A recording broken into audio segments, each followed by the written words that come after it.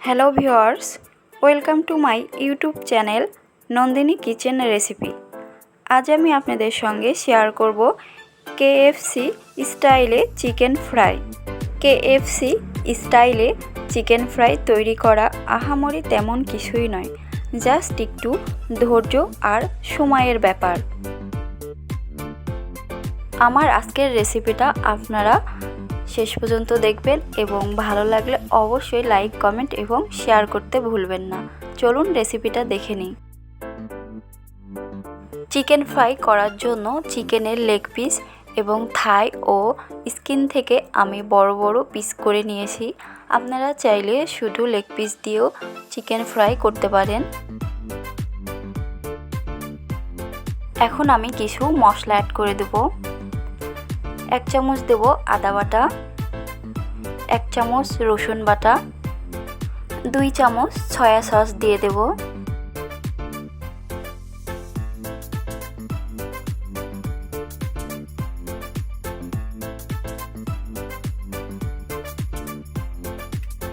1 চামচ fish sauce দিয়ে দেব,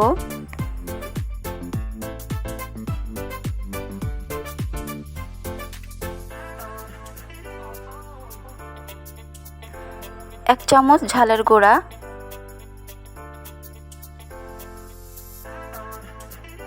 1 চামচ লবণ দিয়ে দেব। আমি যখন রেসিপি করি বাবুসোনার দুষ্টামির অন্ত থাকে না, লবণ খেতে চলে এসেছে। প্রায় সব ছোট বাচ্চারাই লবণ খেতে পছন্দ করে। এদের অল্প লবণ দিলে হবে না, অনেক অনেক চাই। আমার এখনও মশলা দেওয়া বাকি আছে। আমি এখানে কালো গোলমরিচের গুঁড়া দিয়ে দিলাম, লেবুর রস দিয়ে দেব। আপনারা চাইলে ভিনেগারও দিতে পারেন। বাসায় প্রচুর লেবু, তাই আমি লেবুর রসটাই দিলাম। এখন আমি সব মশলাগুলো একসঙ্গে ভালো করে ম্যারিনেট করে নেব। প্রত্যেকটা পিসের সাথে যেন মশলাগুলো মাখে সেদিকে খেয়াল রাখতে হবে।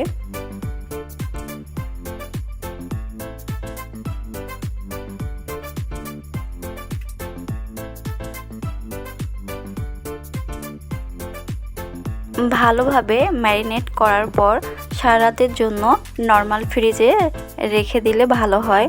আপনাদের হাতে যদি সময় না থাকে সেক্ষেত্রে আপনারা 1 ঘন্টা রাখতে পারেন। ম্যারিনেট করে যত বেশি সময় ধরে রাখবেন চিকেন ফ্রাই তত বেশি ভালো হবে। এখন আমি একটা ঢাকনা দিয়ে নর্মাল ফ্রিজে রেখে দেব সারা রাতের জন্য। এখানে আমি ডিম আর দুধ নিয়েছি। ডিমটা ভালো করে ফেটে নেব। প্রথমে একটা কাঁটা চামচের সাহায্যে আমি ডিমটা ফেটে নেব। ডিমটা ভালো করে ফেটানো হয়ে গেলে দুধের সঙ্গে মিশিয়ে আবারও ভালো করে ফেটে নেব। আমার ডিমটা ফাটা কমপ্লিট। এখন দুধের সঙ্গে মিশিয়ে নেব, আবারও ভালো করে ফেটে নেব। চিকেন পিস কোট করার জন্য আমি এখানে নিয়েছি কর্নফ্লাওয়ার, ময়দা আর ব্রেড ক্রাম্বস। আপনাদের বাসায় যদি ব্রেড ক্রাম্বস না থাকে তাহলে না দিলেও চলবে। এখন আমি এই 3টা উপকরণ সামান্য কিছু লবণ দিয়ে মিক্সড করে নেব। ব্রেড ক্রাম্বস তৈরি করা অনেক সহজ। আমার চ্যানেলে ব্রেড ক্রাম্বস কীভাবে তৈরি করতে হয় এর একটা ভিডিও দেওয়া আছে। আমি লিঙ্কটা ডেসক্রিপশন বক্সে দিয়ে দেব, আপনারা চাইলে দেখে নিতে পারেন।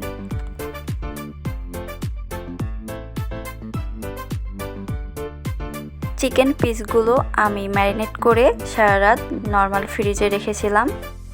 এখন আবারও একটু ম্যারিনেট করে নেব।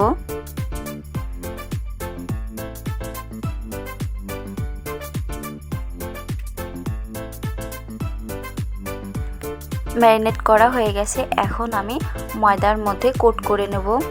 ভিউয়ার্স, আপনারা একটু ভালোভাবে দেখবেন। চিকেন পিসটা ময়দার মধ্যে রেখে চারপাশ থেকে ময়দা দিয়ে মাঝখানে চাপ দিতে হবে, যাতে করে ভালোভাবে ময়দাটা চিকেন পিসের সঙ্গে কোট হয়ে যায়। প্রথমে ময়দার সঙ্গে ভালো করে কোট করে আমি ফেটানো ডিম আর দুধের মধ্যে চুবিয়ে নেব। আপনারা চাইলে জলের মধ্যেও ডুবাতে পারেন, কিন্তু KFC স্টাইলে চিকেন ফ্রাই করতে হলে অবশ্যই দুধ আর ডিমের সঙ্গেই চুবাতে হবে। একবার ডুবানোর পর আমি আবার কোট করে নেব। আপনারা যদি মোটা করে কোট করতে চান তাহলে দুবার ডুবিয়ে নিতে পারেন। আমি একবার ডুবিয়ে কোট করে নিয়েছি, আরেকবার ডুবিয়ে নেব, দিয়ে আবার কোট করে নেব চারপাশ থেকে ময়দা দিয়ে। কোট করা হয়ে গেলে হালকা করে ঝেড়ে তুলে নেব।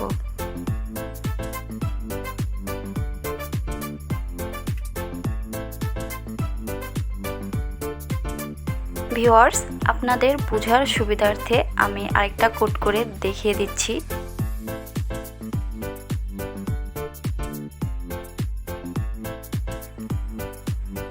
একবার কোট করা হয়ে গেছে, ফেটানো ডিম আর দুধের মধ্যে ডুবিয়ে নিলাম। আমি আবার কোট করে নেব।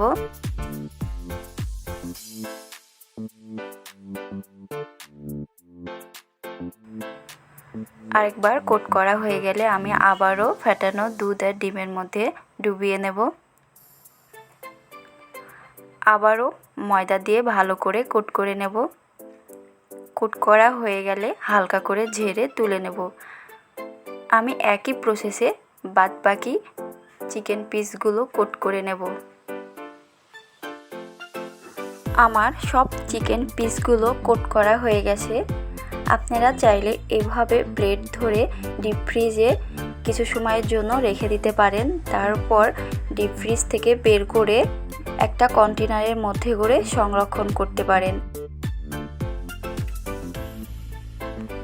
চিকেন পিসগুলো অবশ্যই ডিপ ফ্রাই করতে হবে, এই জন্য আমি পর্যাপ্ত পরিমাণে তেল গরম করতে দিয়েছি। তেল গরম করার সময় আঁচটা বাড়িয়ে দিব, আর যখন তেলটা গরম হয়ে যাবে তখন আঁচটা কমিয়ে দিয়ে চিকেন পিসগুলো ডিপ ফ্রাই করে তুলে নেব। আমার সাদা তেল গরম হয়ে গেছে, এখন আমি আঁচটা কমিয়ে কোট করে রাখা চিকেন পিস দিয়ে দেব।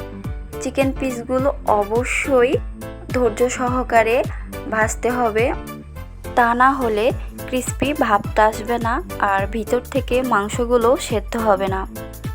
এই জন্য আস্তে জাল দিয়ে ধৈর্য সহকারে ডিপ ফ্রাই করে তুলে নিতে হবে।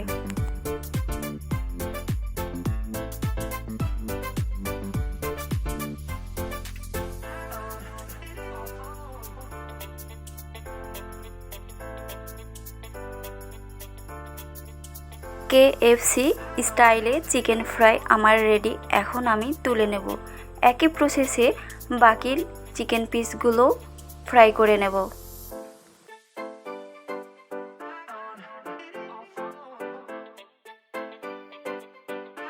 আমার KFC স্টাইলে চিকেন ফ্রাই যদি আপনাদের ভালো লেগে থাকে অবশ্যই আমার চ্যানেলটা সাবস্ক্রাইব করবেন। পাশে থাকা বেল আইকনটি অল ক্লিক করে রাখবেন, যাতে করে আমি কোনো রেসিপি আপলোড করার সাথে সাথে আপনারা পেয়ে যান। লাইক, কমেন্ট এবং বন্ধুদের সাথে শেয়ার করবেন। আমি আপনাদের সঙ্গে অনেক সহজ রেসিপি শেয়ার করার চেষ্টা করব। সবাই ভালো থাকবেন। আজ এই পর্যন্তই, দেখা হবে অন্য একটা রেসিপি নিয়ে।